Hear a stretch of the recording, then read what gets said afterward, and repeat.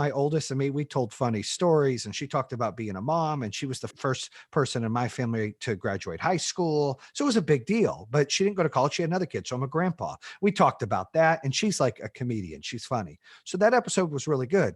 The one with my 17-year-old Mackenzie, she's also funny, but in a different way. And she wanted to talk about social media and how it affects young girls and how it does this. So there's lessons in there, but we're also cutting up and laughing, and it just, that brings them a part of it, and it gives me a release and some endorphins as well as them. And I think the more you can do that in your business as an entrepreneur, you can bring your family along or share things with them. I think that makes it a little easier.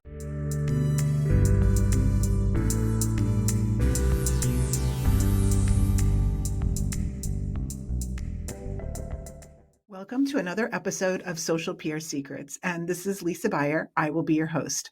So I want to welcome our guest, Jayson Waller.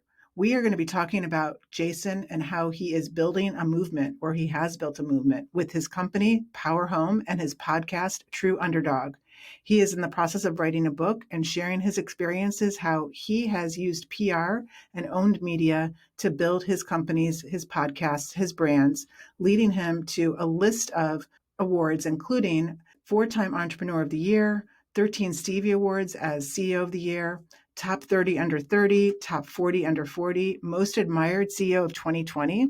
So Jayson has a lot to share, and I really loved certain parts of this episode, especially, I think you will too, how he actually brings his kids on as guests of his podcast, and they talk about real life topics. So welcome, Jayson, True Underdog, Jayson Waller.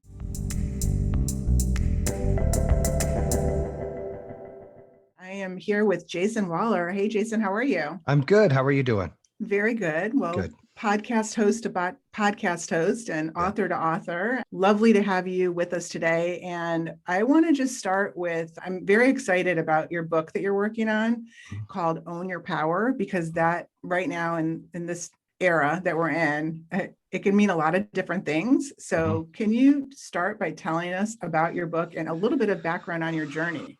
Yeah. So the book's called Own Your Power, No Excuses, No BS. The time is now. And it's really taking control of your life, creating your own map, creating your own mindset, not taking no for an answer, not letting the outside world, whatever the issue or obstacle is, whether it be a person or a thing, stop you from your journey. And my journey, the book starts when it goes back to when I was 8. It actually goes to where I won the EY award. That's how it starts. And I'm sitting in Atlanta, and I won this entrepreneurship EY Entrepreneur of the Year award in 2019. And I had this, how the heck did I get here moment? And so it started to reflect when I was 18, and I went to go see my daughter be born, and she's my wife now, but at the time she was my ex-girlfriend. Her family wouldn't let me in there, and her family was trying to get her, she was 17, to give the baby up for adoption. And so she still had the baby. I fought for joint custody. There was a moment there in the hospital where it was like, I've got to take control of my life. Her mom, the world, my parents, they're not going to dictate what's going to happen. And it was a wake up moment for me. And just the reflection, I go through different stories in there. It's 8 steps, scared money don't make money, create your own map. To win the championship, you got to focus on the play by play. There's no elevator in life. You got to take the stairs. It's just a grind. And it's a story of me opening up 3 different companies. I didn't finish high school. I didn't go to college. I had a kid in my teens. I built 3 successful businesses. This one being the hardest one, where I lost everything early on, doubled down, put all my money on it, sold my house on the lake. I had the stink eye from the wife and kids, and I still bet on myself. And, now the company's going to do 800 million in revenue this year. It's got over $1 billion over the last 2 years. And we're in 16 states, and we employ almost 2,000 people. So I could have quit. I could have backed down, but it just talks about those steps in the journey of where people can be relatable to that. How does that apply to someone in the everyday life, whether it be a relationship or whether it be a business or whether it be a job? And so that's really what the book's about. And it sounds like there's some radical transformation that you talk about in this book. Yes. And I was just actually talking to another guest, Kat Howell, a couple of weeks ago about something similar. And basically what she was talking about is that you don't really realize until you go through this radical transformation. But when you're going through the radical transformation, you don't actually know you're going through the radical transformation. I would say that's accurate. I think if you stay in the moment, I'm a big believer. If you set your goals 1 week, 30 days, 60 days, 90 days, 6 months out, no more than that, then you're never outside the moment. So it's never like surreal to you. So it's easier to do that transformation and not realize it's happening because it's a little bit at a time. It's like hair growing, right? You don't wake up every day and go, oh, I grew a little longer. That's not what happens. You have to have that same kind of mindset in business or your life to get to where you want to go. It's little spots, little things that change it. And then you wake up one day and go, wow, I did change. And you didn't realize it during the journey. Another example, I just got back from Canyon Ranch for about 10 days, and Yeah. one of the lecturers there, his name is Dr. Robert Murr. I hope I'm saying his name right. He wrote a book. He specializes in the kaizen method, Kaizen. And basically, it's this Japanese method that dates back thousands of years. And it talks about using small steps to make big outcomes versus taking a huge step to make possibly a big positive outcome or a big negative outcome, and brands and companies that follow that. And it sounds like that's very similar philosophy that you're talking about, is how day by day is going to make a difference in the week by week and the month by month. Can you give us some tips on that? Well, think about this. If you can be 1% better today than yesterday, you're going to be 365% better than you ever were. Compounded, it's a lot more, but for simple math, I love that. that's what happens. So in 30 days, you're 30% better if you really look at it.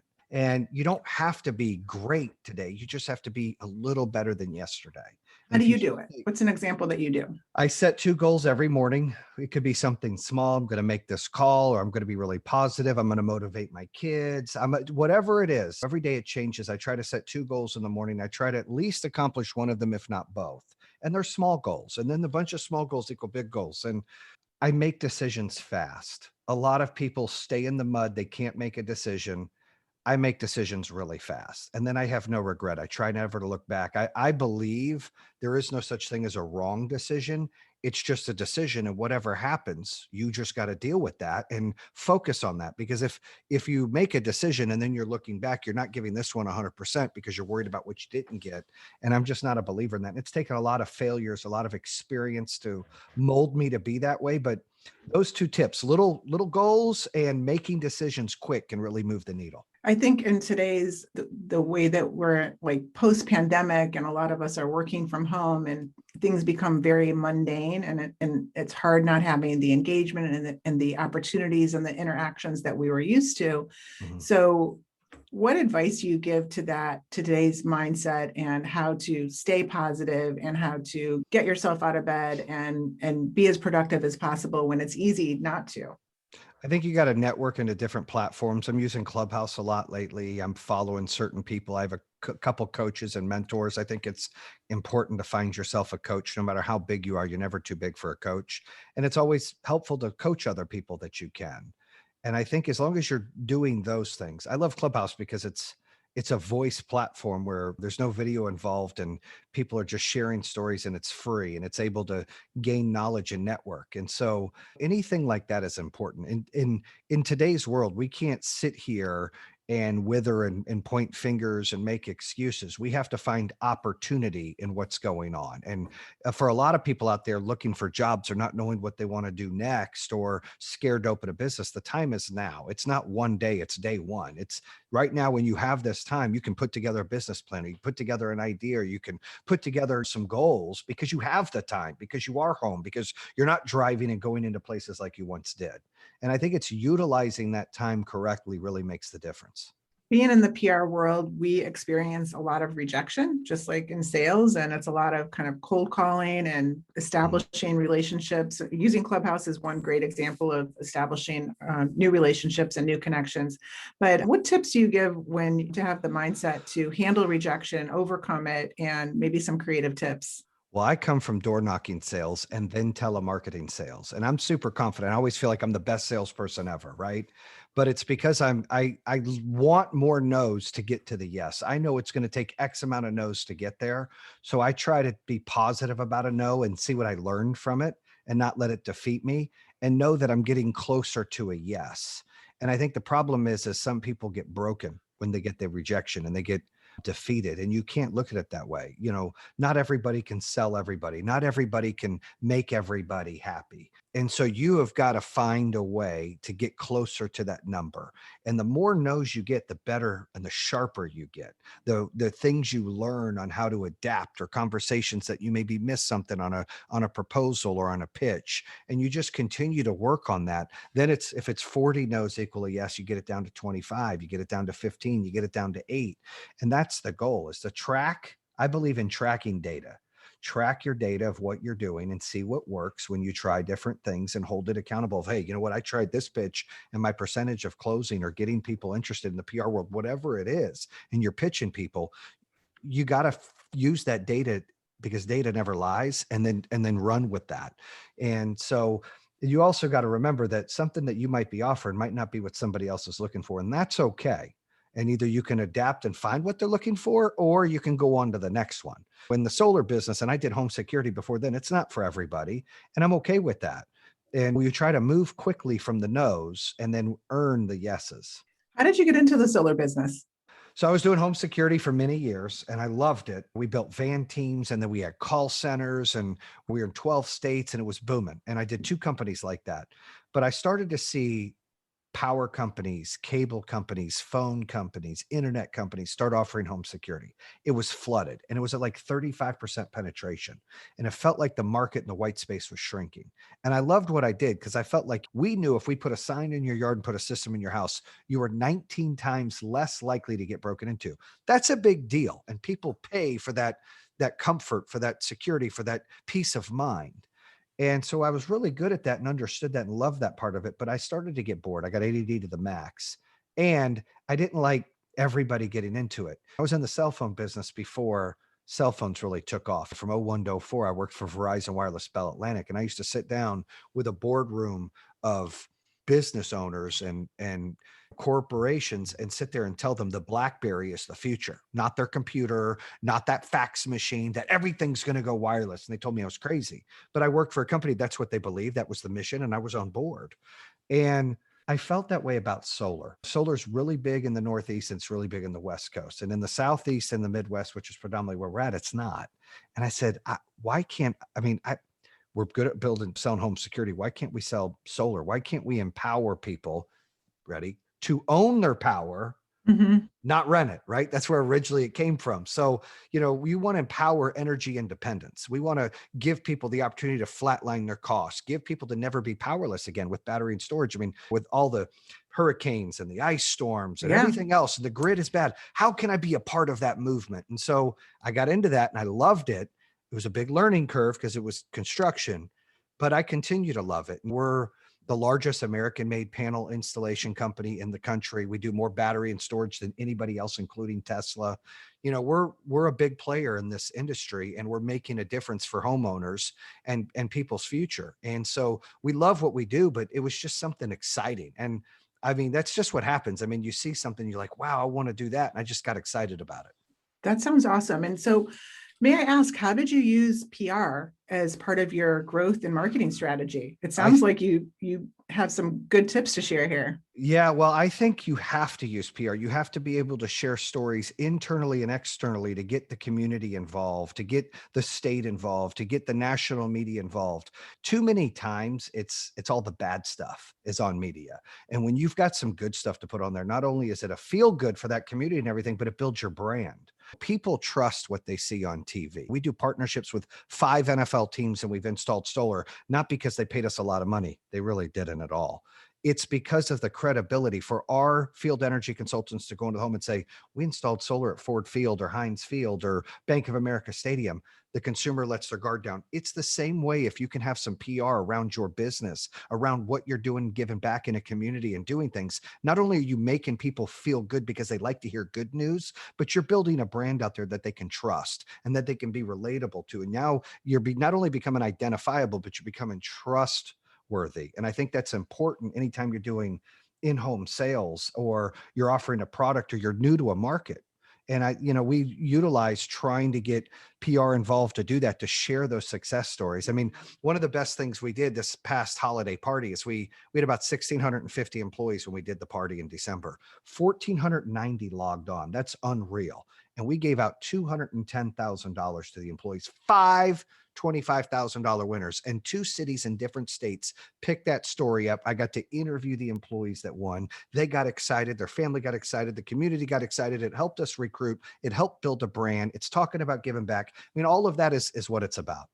That's an amazing story. You should write a book about that. Yeah. Well, about to give away the money, I don't know. I mean, I wrote a book about owning your power, but I'll see what the book 2 will be about after this first one. This first one was tough because I never wrote a book or read a book, let alone, write one. So this was hard, but it's been exciting. I've enjoyed every minute of it, but it was challenging at times, trying to get used to putting things together. And I love to be challenged. This was a big mountain, but I'm finished. I'm just waiting for the editorial part to be done.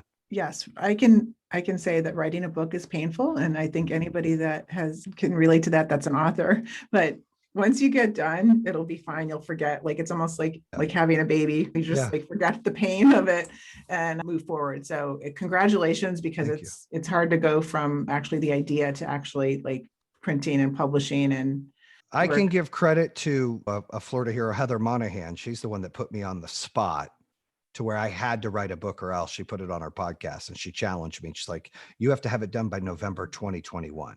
Well, and that was when hers was going to be done. Mine will be done like July. So I'm going to beat her, and she knows that. And so I love a good challenge. She challenged me, and that's kind of what pushed me to write the book. A little competition never hurt, right? Yeah, that's great. And help you probably break it down day by day, week by week, month by month. And you had that end game. That's awesome. Yeah. So your book is going to be a great piece of where you're able to share your knowledge. What I love about what you've also done is and this is something that we recommend from a PR standpoint, is that you don't have to always pitch the media. You could be the media and create your own owned media. So tell us about your podcast, because I think that's really smart. And tell us how you came up with even launching a podcast after all the success that you've had with your businesses, and how the two tie together. Well, when I won that EY award and I was celebrating with all the judges and multi-million-dollar CEOs, some billion-dollar CEOs, I was fish out of water trying to adapt, like, oh, this is cool, but and they were like, you got to write a book. And at that time I was like, there's no way I'm writing a book. Well, then you should do a podcast. So the podcast actually came first. So I started to think about it. And when February or March came through, right before the pandemic, I was like, all right, I'm going to do a podcast. I got a little time in my afternoons here to pop 1 or 2 episodes. And I had some cool friends in the NFL that I could put on the show and get my name out quickly. So that's what I did. Good PR. Yeah. And I was like, hey, you're going to get on my show. I'm going to brag about you. Let's do this. You can tell your story. Well, it started to take off quick. And then I had Kevin O'Leary on there. And I mean, from Shark Tank, it really started to take off. And then it was like, oh my goodness, it's a top 5 entrepreneur podcast. Over what do I do? So I had to hire a production company, I had to hire producers. They had to help vet who's going to get on the show. It became a full-flown business. I'm not making money on it. I choose not to, because to me, it's giving back. I'm running a solar company, but I'm running this and it does cost money, but it's building value. And to have somebody come to me and say, hey, I listened to your podcast and it changed this, or I decided to open this and I wasn't scared, or I took a chance, or I quit my job and I opened a company. You can't buy that feeling, right? I can help people. I do a lot of philanthropy work. We give back, and that's great. When you can help your parents, you can buy them a house, you can do all kinds that's fantastic. But when a stranger does that and tells you that, it's game changing. It's like, whoa, I'm really serving and helping people. So that becomes addictive. And so here we are, a little over a year, and it's booming. I try to dedicate 2 days to do like 6 or 8 episodes a day, like bam, bam, bam, like knock them all out. And I've evolved to where I do some interviews, but I do a lot of the rants myself, or I get interviewed from a co-host. And that seems to be a better flow, because I talk more about entrepreneurial experience and what's gone down. But I still bring some cool guests on, like David Meltzer's my CEO coach, but I met him, he came on my podcast, and he's the original Jerry Maguire. The movie Jerry Maguire is about him. And really? How he made, $130 million by the time he was 30 and lost it all. And then how he's built all that wealth back. And so I'm on a show with him called 2 Minute Drill, and office hours that he films. He owns a production company, but he ended up being just a great person, a great mentor of mine. And his story was just exciting and people love that. And, so the friendships you meet on that with the podcast, and then it starts to build not only my brand, where maybe one day I plan on never leaving until we take this company public and all our employees have a life-changing event, but there'll be a day, could be 5 years, could be 3 years, could be 7 years, that it goes public. They're going to bring somebody bigger and smarter than me to be the CEO. I mean, that's okay. I get it. And when that happens, as long as the employees take care of, what am I going to do? Well, I love to do motivational speaking. I do it in our company all the time, all our sales meeting. I liked writing a book and I love doing the podcast. So it's like I can do some of these things and really empower and serve other people and build a brand out there. And the podcast has really helped do that. And it all circles together. You got Power Home Soul, you got the True Underdog podcast, and then you got me, and it circles around. And then we use the PR to really elevate each one of them. Definitely. Hello? Oh, wait, is this thing on?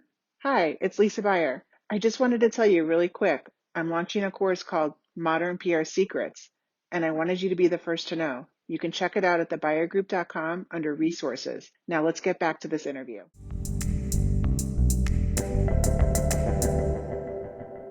So what are some of your favorite guests that you've had on, and what are some tips or things that they've shared that you really love that you can share with our audience? So you can see behind me, I'm a big football fan, and we installed solar on a lot of stadiums, but I'm a diehard Detroit Lions fan. And I was the biggest Barry Sanders fan ever. And when I did a deal with the Lions, I got to meet Barry Sanders. And when I did, me and him hit it off well. It was just at a meeting, and it was at a party. And then his agent's like, "Hey, you should do something with your company with Barry." And I'm like, "Yeah, maybe." I never even thought about that. Well, then I put that together and it became surreal to me. That was another one of those moments like, how did I get here? So then we did a deal with him. This is before COVID. So in 18, he came to every one of our holiday parties. Like, he was there. We had 3 of them, and he's shaking hands with all the employees, and he's doing a commercial with me, and he's over there talking to my dad at one of our holiday parties. And it was surreal. My dad's the biggest Barry fan. I was like, how did this happen? Well, fast forward that and our relationship grew. I put him on the podcast, and he is not a very outgoing person. So you got to pull it out of him. But I tried to not talk a lot about football. I want to talk about being a father and about being a figure and how to let people handle the pressure. And he talked about something really, we talked a little bit about it, staying in the moment. Right. I talk about those little goals, the 30, the 60, the 90. When you look too far, it's like, I'm going to be $1 billion business. You're always defeated because you're not.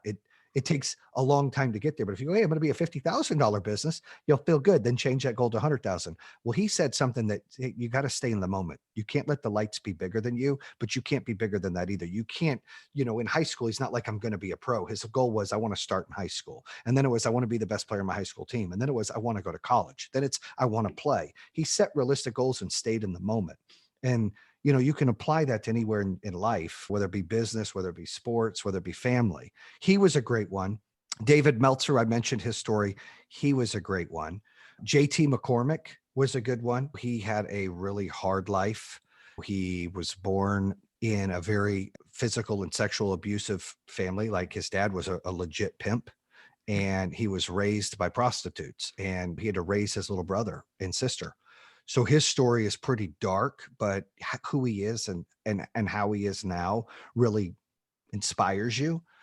And I think also I said David Meltzer, David Nurse is a good friend of mine. He's the most positive person I've ever met. His story was really cool. How he used to be an NBA coach, and he's morphed to write a book, and he does some speaking. So those are probably some of the best guests I've had.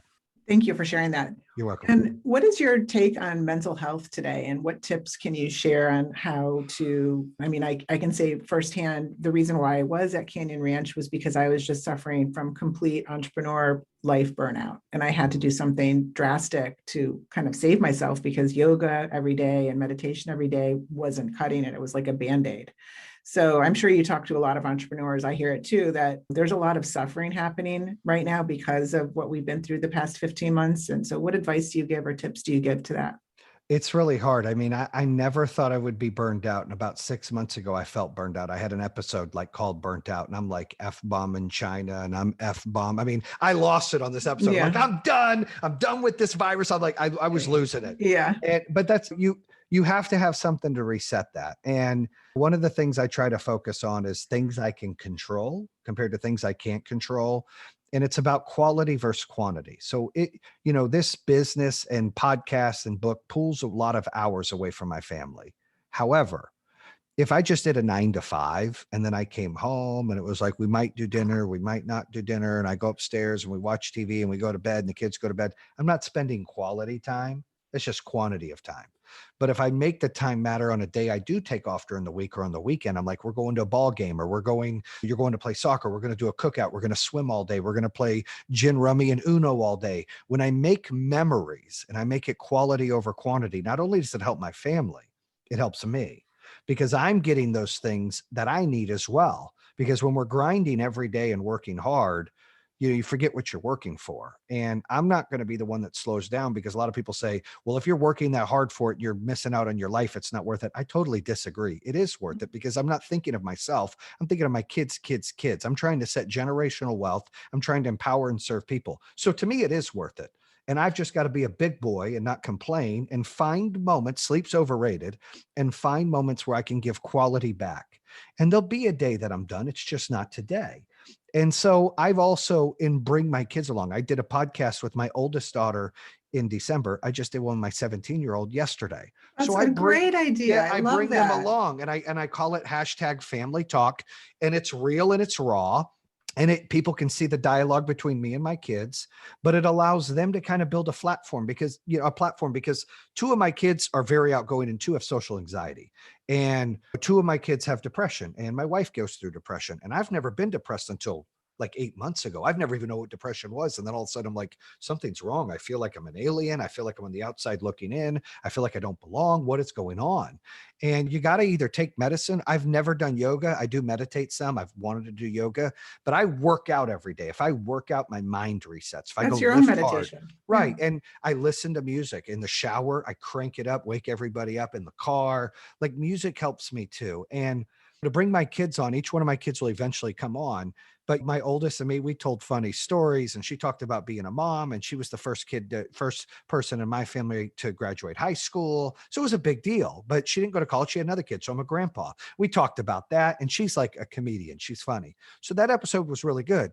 The one with my 17-year-old Mackenzie, she's also funny, but in a different way. And she wanted to talk about social media and how it affects young girls and how it does this. So there's lessons in there, but we're also cutting up and laughing, and it just, that brings them a part of it, and it gives me a release and some endorphins as well as them. And I think the more you can do that in your business as an entrepreneur, you can bring your family along, or share things with them.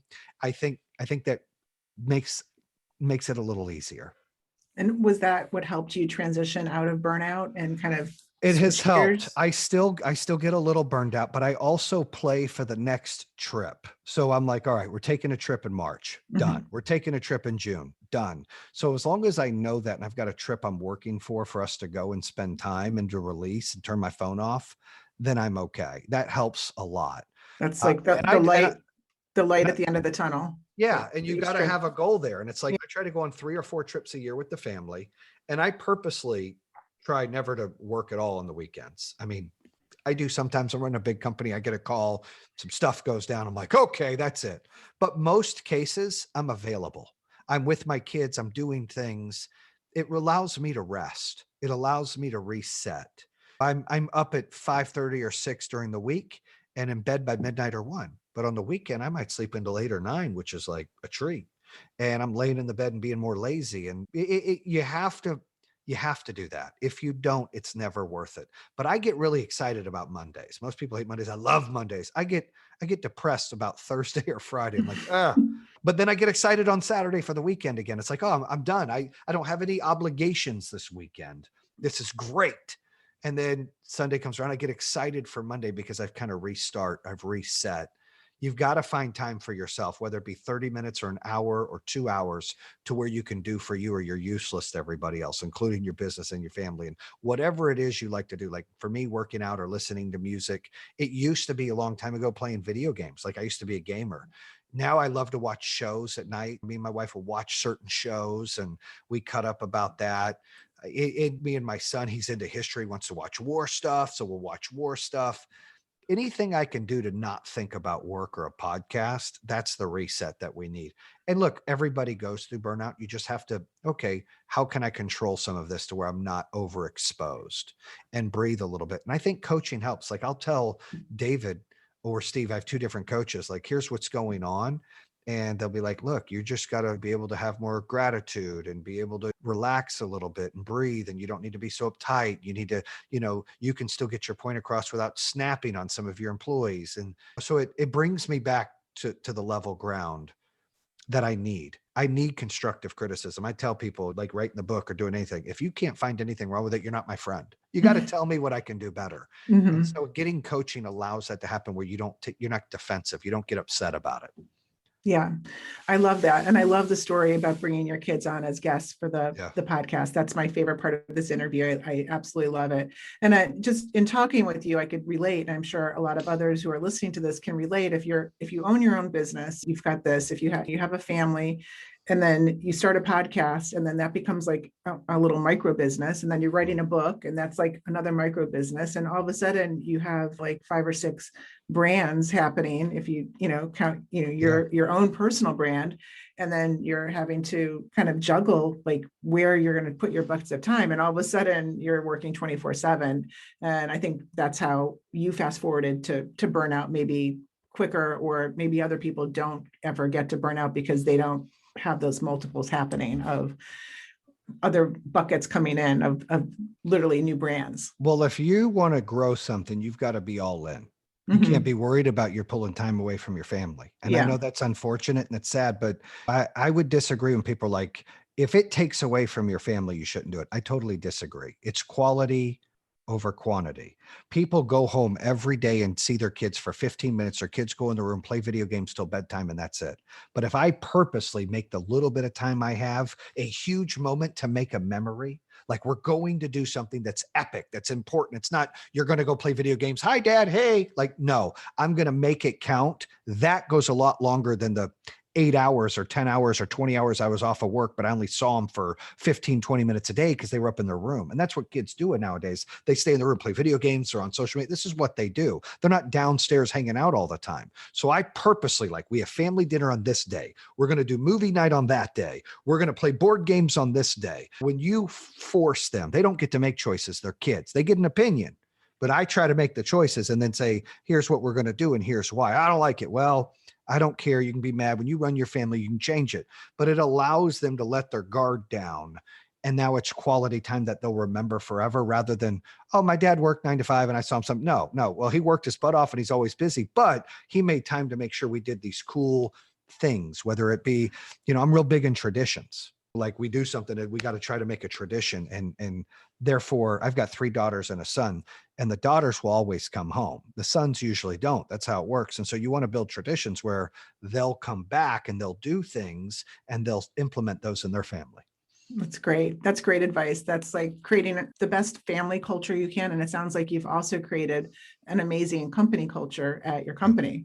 Yeah. Which nothing's perfect. Some kids complain, this is what they do. And you got to, all right, you're juggling to try to make everybody happy, and it's hard.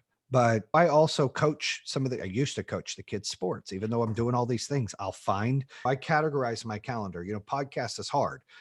I was getting booked podcasts 2 or 3 a week, and it was like, then I had all these transactional meetings because we're talking about our company, maybe going public, doing things. I had no time. I said, time out. I had to hire someone who manages my calendar completely. And I said, you get 2 days a month to stock like 6 or 8 podcasts in that day. Then I'm done. Like the rest of the month, it's not that I dislike it. I need other things to happen. I can't be bombarded. I'll do my own podcast during the week. Like, I got 30 minutes, click, go. But if I have a guest, or I'm going to I like to stick it in one day or 2 days a month and get a bunch done. And therefore I'm not feeling it all month. And if I allocate a calendar really well and I put a calendar in there, hey, we got family dinner this day. Hey, we've got the board games this day. Hey, we've got movie night this day. Hey, I'm going to take you, then I feel like I'm just like I do my business.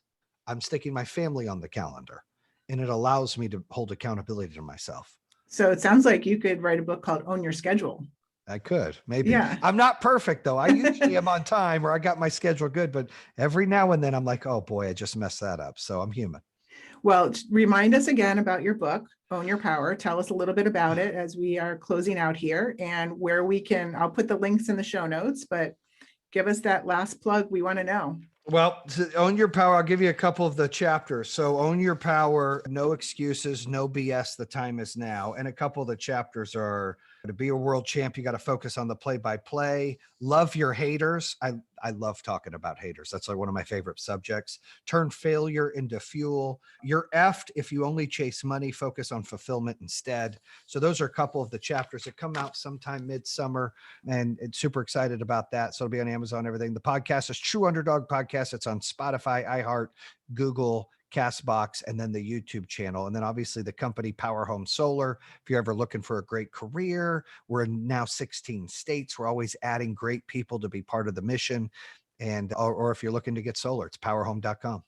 Awesome. Are you in Ohio?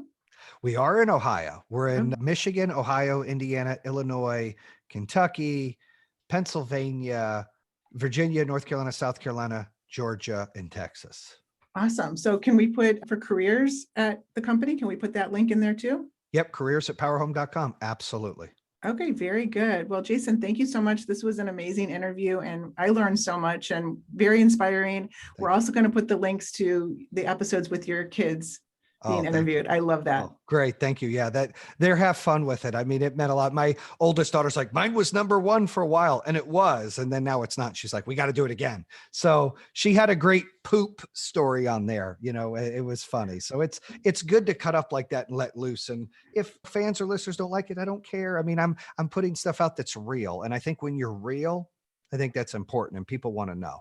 Well, this is an unofficial email stat. I don't know if you've ever heard it, but if you use poop in the subject line of your email, you get the most opens. So maybe you had that secret, or your daughter had that secret. Yeah, she's smart. She's definitely witty.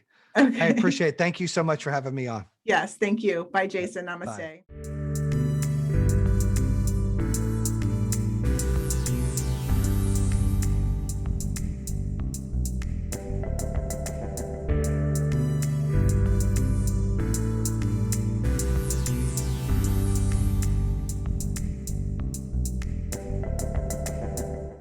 Thank you for listening to this episode of Social PR Secrets. If you like what you heard, check out the book on Amazon or follow our blog at socialprsecrets.com. This episode was sponsored by The Buyer Group, a social PR agency striving to keep our balance in the digital world, practicing public relations, social media, and search marketing, while occasionally drinking a glass of wine or two for the best creativity and results. Thank you all for tuning in. If you would like to get a free chapter of Social PR Secrets, go to socialprsecrets.com/free.